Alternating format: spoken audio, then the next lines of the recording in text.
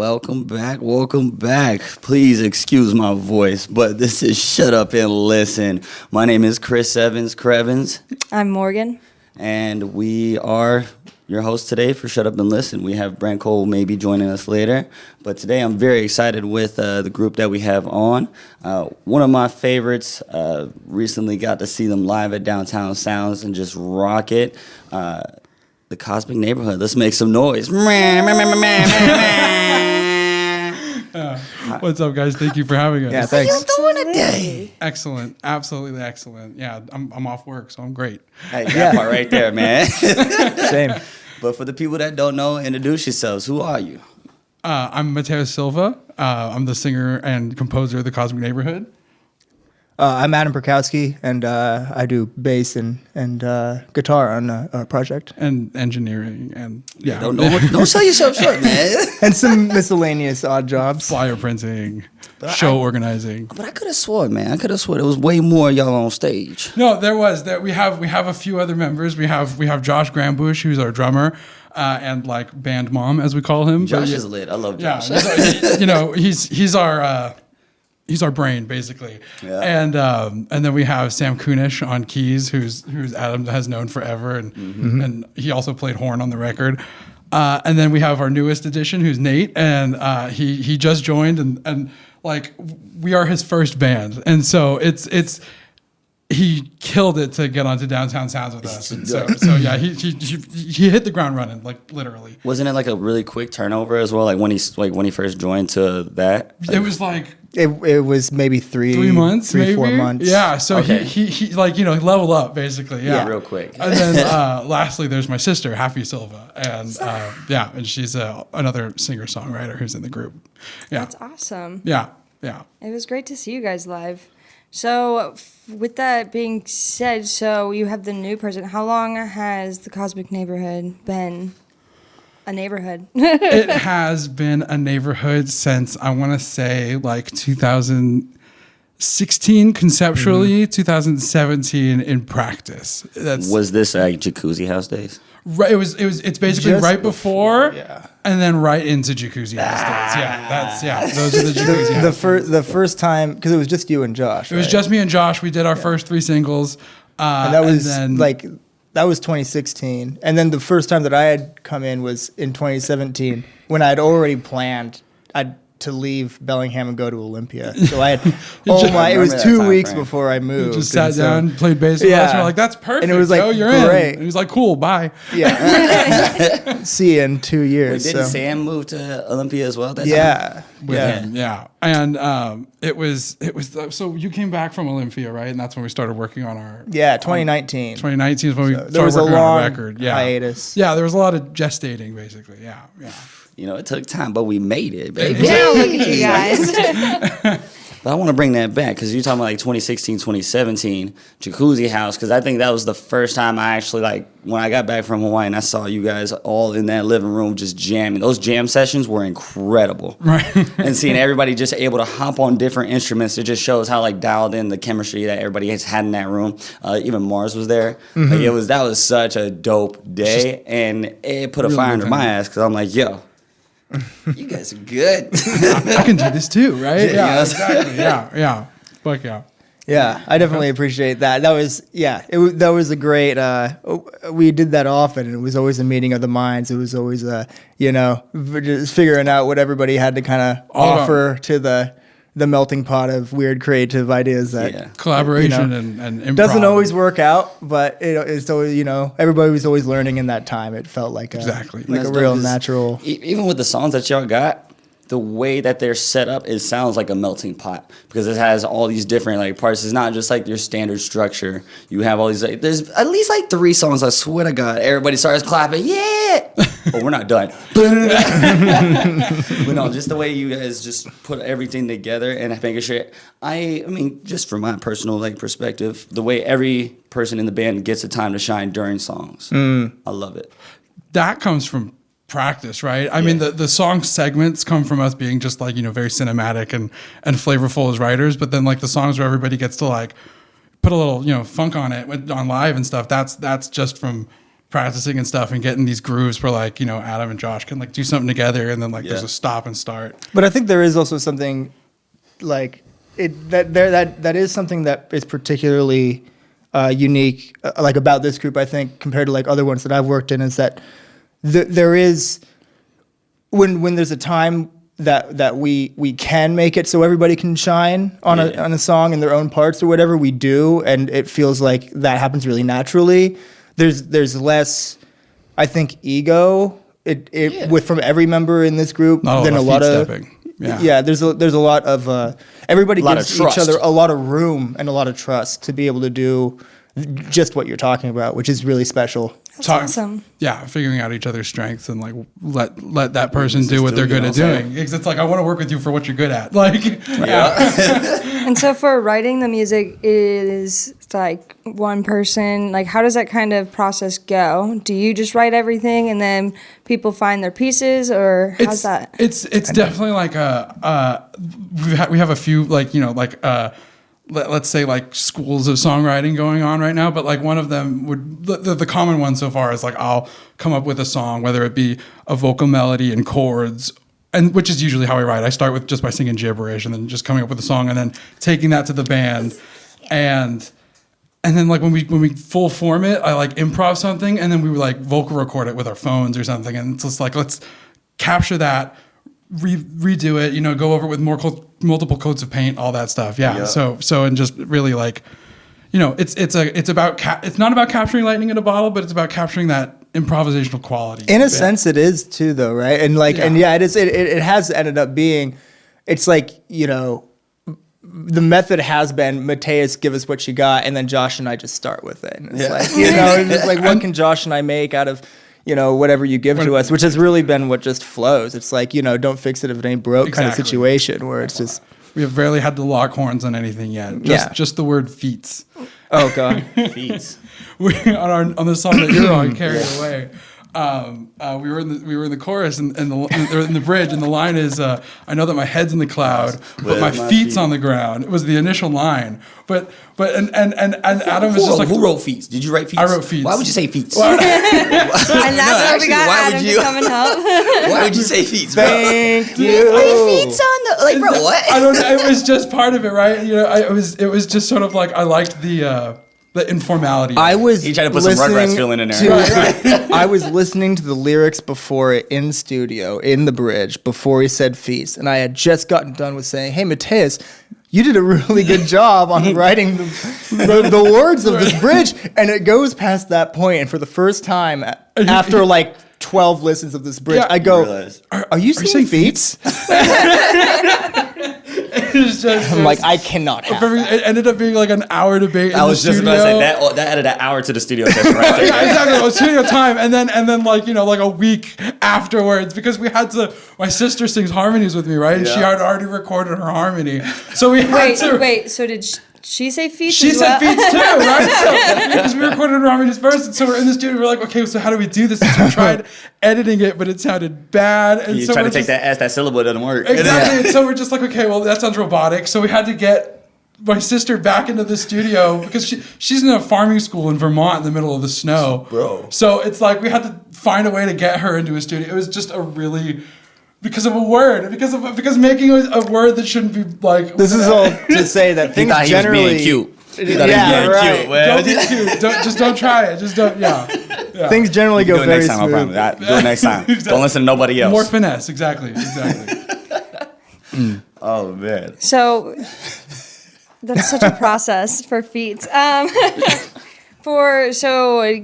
You have to have more work for her to do the recording for that part. How often do you guys all get to practice together? Like, what does that look like for you guys? We practice. We were once practicing every weekend, but our drummer comes up from Seattle, so we started to make it like a bi-monthly thing where we practice Friday night, Saturday morning, and we just sort of do that. And that's sort of been the, because we were talking about mode switching, right? And like to get into like a writing state and then to turn it off and get back to work. And then so it was like, it was very beneficial for us to stay in the writing state for longer so we didn't have to flex in and out of it. That's smart. I like that. Yeah. Because you guys, so where do you guys practice? His living room. My, I'm like, yeah, my little foyer. Your little foyer, yeah. It's like a whole studio you have going on there. Got some stuff in there. I love it. Studio. there. My roommates Shout are out. nice enough to Exactly. allow us to Very do that. nice, honestly, really cool. Yeah. But also shout out home studios. The way the accessibility of music nowadays is just golden. Amazing. And the fact that we can literally just put it in our home. Yeah, it's great. It's it definitely lends itself to like just the creativity of arranging things. Like, you know, how much money you pay to go in studio, you know, $80, $150 more Way more. an hour, you know, for mixing and mastering and studio time. It's like, it's nice to be able to flesh out ideas in the room and like record demos. Like, you know, it's like if The demos is a if demo. we need to just sitting hear by the yourself. way Exactly. it always sounds different when you're playing than when you can just set up, even if it's just like crappy microphones, just to get an idea of what we sound like together in the room. Just having that will allow us to see more of what we're doing and be better about what we do. 100%. Yeah. Ah, there we go. So you guys already mentioned the songs you had that, like the one with Chris. Do you want to tell us a little bit about like What just happened, bro? Tell us Yeah, about this like last month. Let's do that. Flex on us real quick. Let the people know what y'all been up to.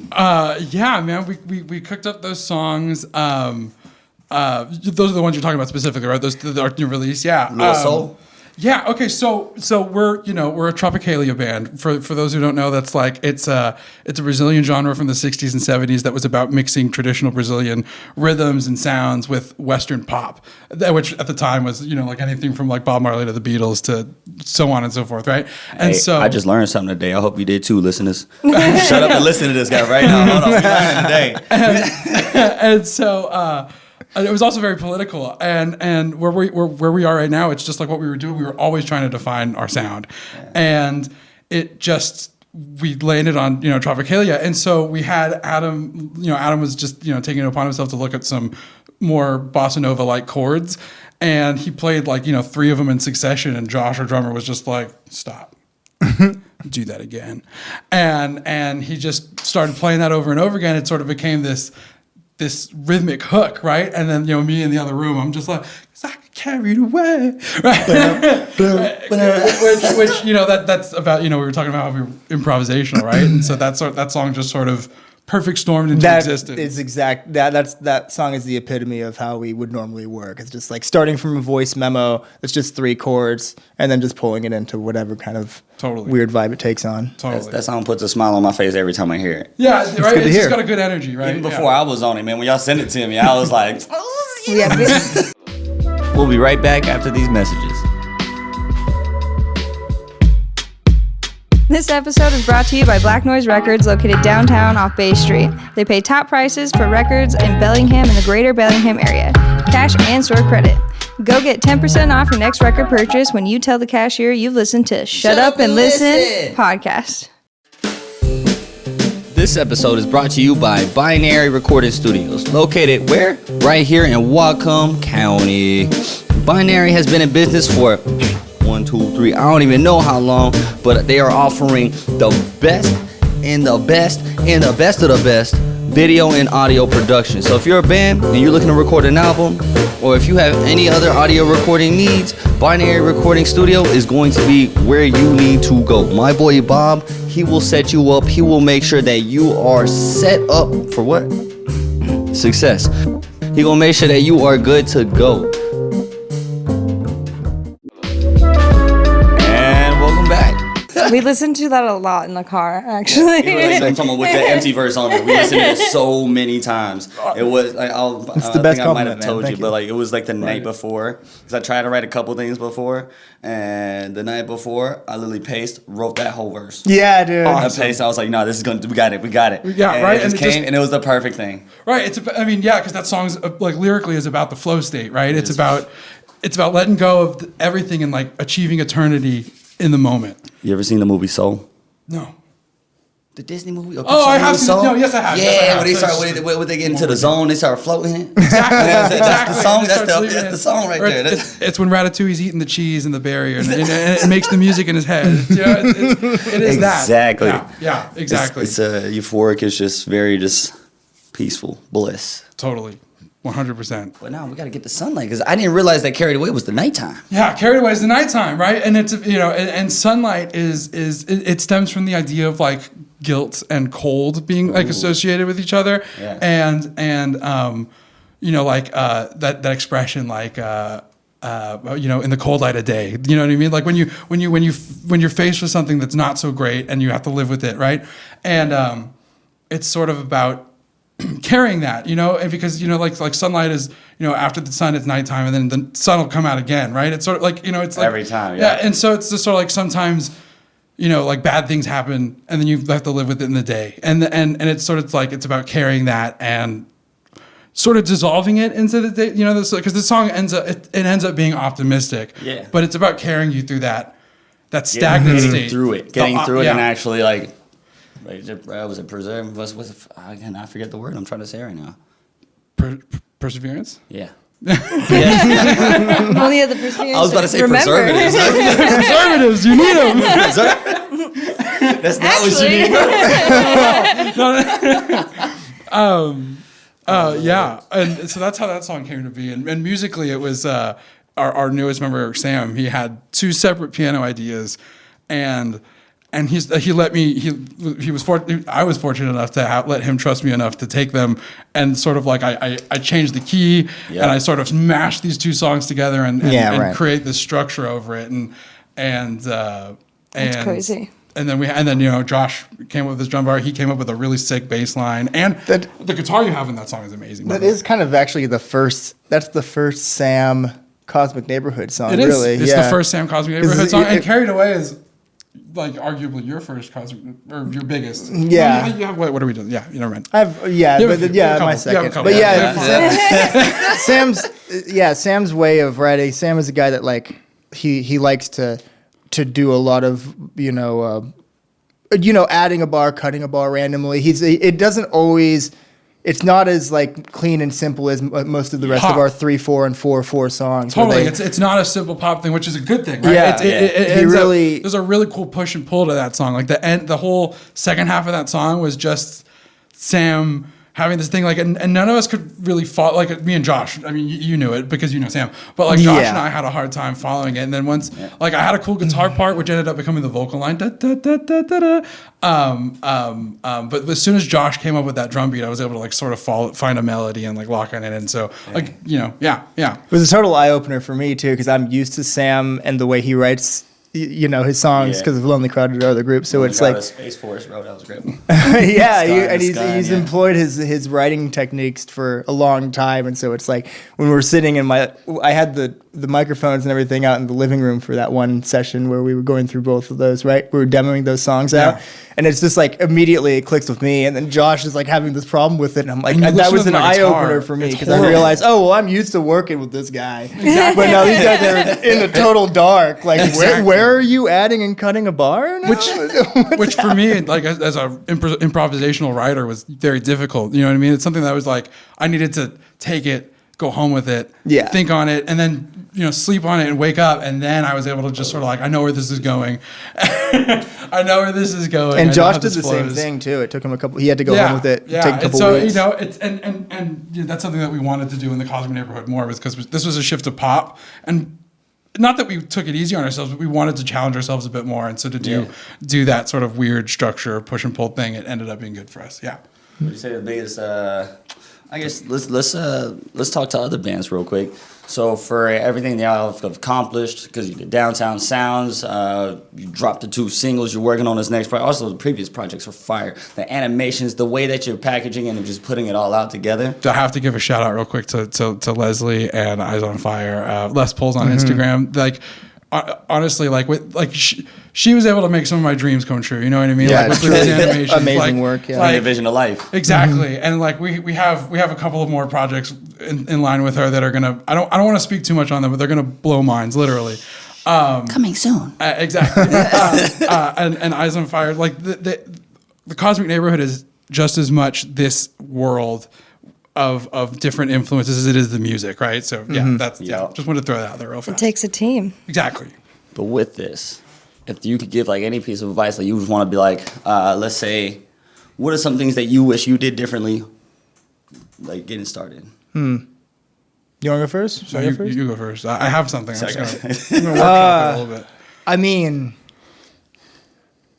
I think that like one thing that has been like really inspiring has been the way that Nate, our new guitarist, has like really buckled down and like spent like, it went from like the homies like been playing as long as I've been playing. Like we both been playing guitar for, since we were 8 years old, and then like it's like, do you want to join a band? And it's like a month after that, it's like we get invited to do Downtown Sounds, which is the biggest gig that any of us have done.